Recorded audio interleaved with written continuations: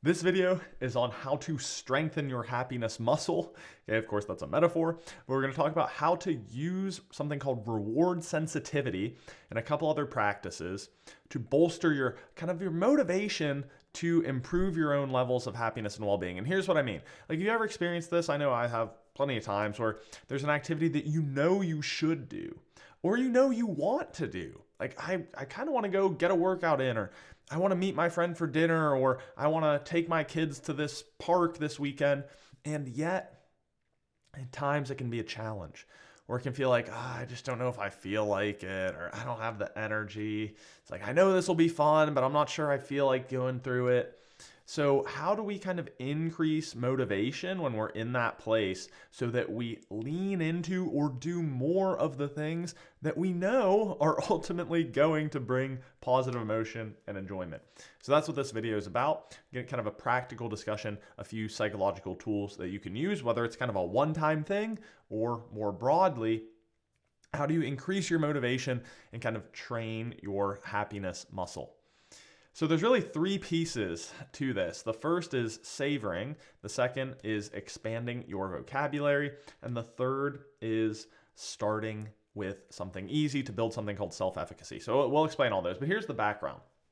There's a concept in psychology called reward sensitivity, which, as the name implies, it's like, how sensitive are you to emotional rewards?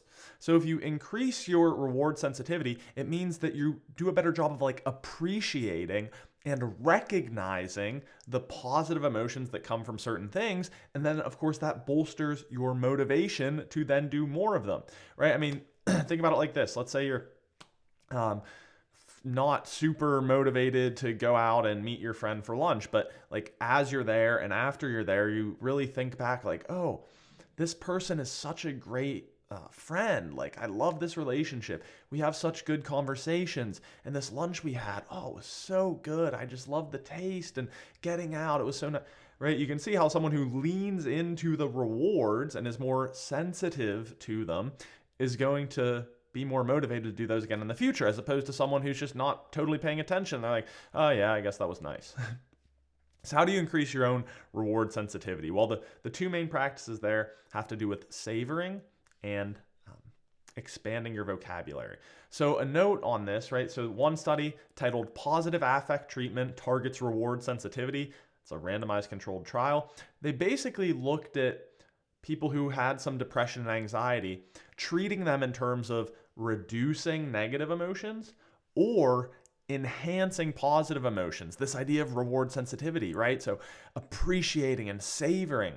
And they found that the group that was less about like, oh, I'm just trying to avoid the negative and more leaning into and amplifying the positive had better results, right? Reductions in depression and anxiety.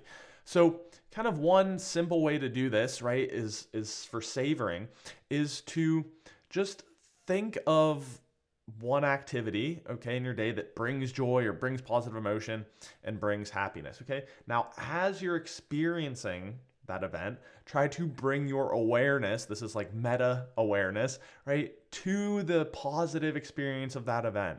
Okay, what are you thankful for? How does it feel? How does it feel in your body?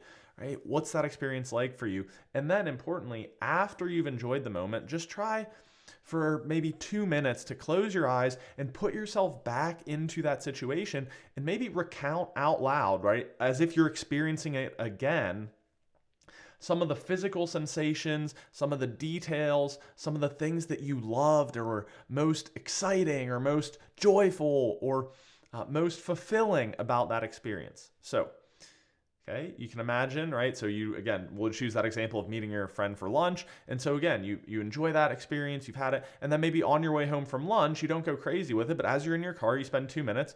Okay, if you're in your car, don't close your eyes. But you spend 2 minutes just putting yourself back into that situation of sitting across from your friend at lunch, taking that first bite of your meal, saying, oh, that tasted so good. And it was so good to see Sarah. And we love to talk about this memory we had from back in the day. And okay, present tense, you're putting yourself back into that experience. So why would you do that? Well, what you're doing, Matt, there is you are bolstering your capacity to savor and recognize and appreciate those positive emotions so that you're building up that reward sensitivity. Okay, so you're fully kind of savoring the happiness or joy that came from forcing yourself, or maybe you should say forcing yourself, but motivating yourself to get out and do that interaction, because that takes some level of effort and energy, right? So that's the first one. There's a protocol you can use, is that once you are doing these activities, or you motivate yourself to say, all right, you know what, I don't totally feel like it, but I'm going to go to that lunch date, or I'm going to go out to dinner, or I'm going to get that workout in, or I'm going to read for a couple hours, whatever it is. Afterwards, you make sure to intentionally savor the positive consequences of that thing. Okay, so that's the first one. And the second one I thought was fairly interesting, comes from a study titled Affect Labeling Increases the Intensity of Positive Emotions. And in this study, they found that by expanding your vocabulary to include more descriptive words for positive emotions, you actually kind of experienced more of them and experienced them more intensely. And here's what I mean by that. You may think of, okay, I want to go out and go to the park this weekend. Okay, again, that requires a little bit of activation energy to motivate yourself to go do it. Now, a lot of us, we just have a few descriptors for our experiences. It might be like, oh, that was okay, that was good, or yeah, that was really good. The idea here is expanding that vocabulary to be a little bit more nuanced in terms of the positive emotions you're experiencing. So it's like, did it bring you delight? Did it bring you joy? Did it bring you amusement? Did it bring you awe? Did it bring you gratitude? Did it bring you love? And as you listen to that, you can see how all of those things are quite positive, but each one is a little bit distinct in their own way.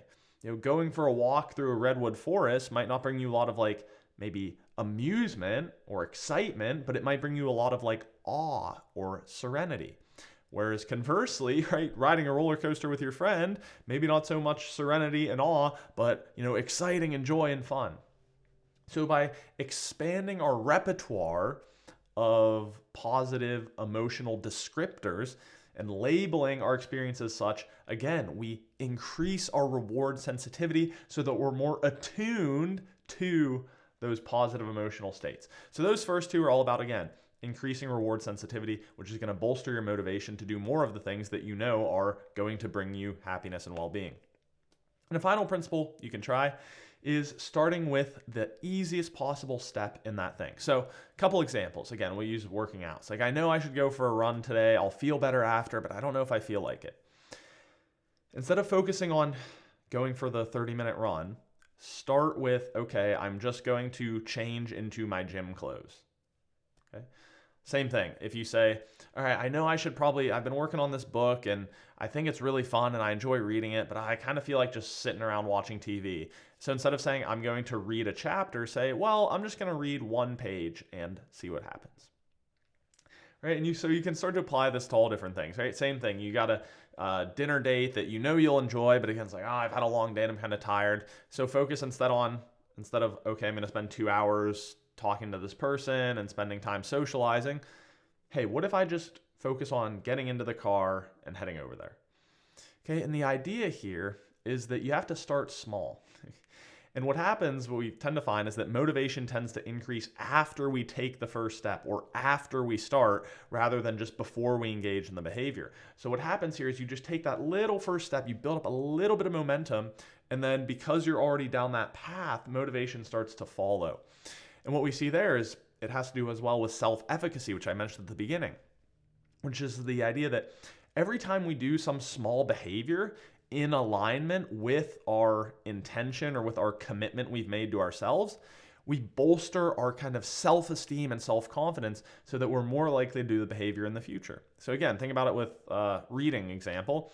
If you say, I want to start reading more and I know that reading this book brings me happiness and fulfillment and interest, and you say, okay, I'm just going to read one page, and then you read a page. They say, well, maybe I'll read another page, and then you read a page. Maybe tomorrow I'll read 10 pages. Every time you do that cycle, you're building up your self-efficacy, which means you're more likely to follow through in the future. Contrast that with if you were to say, well, I'm going to read 3 chapters. That's a lot of reading. And you just say, that's too much, I'm not even going to start. well, you haven't had that cycle at all. You basically put up a zero. Whereas if you had those really small little, I'll just read a page, I'll read a page, read a page, you're reinforcing, building momentum, and building what we call, and again, psychology, self-efficacy.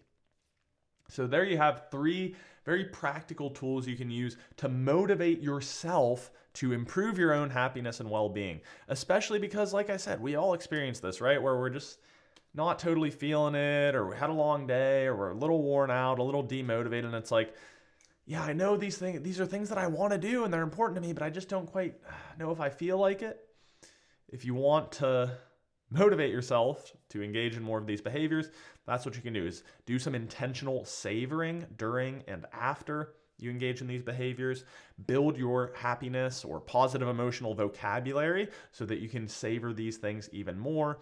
And again, start with the scale down. What is like the very first domino or very first step I can do so that I ultimately build my self-efficacy to do more of those behaviors? So as always, thank you for watching. Here's a video YouTube suggests that you'll like. On this channel, I share insights from the art and science of happiness to help you be at your best in your daily life. So this has been the Happiness PhD Project with Jackson Kirchis, and I will see you next time.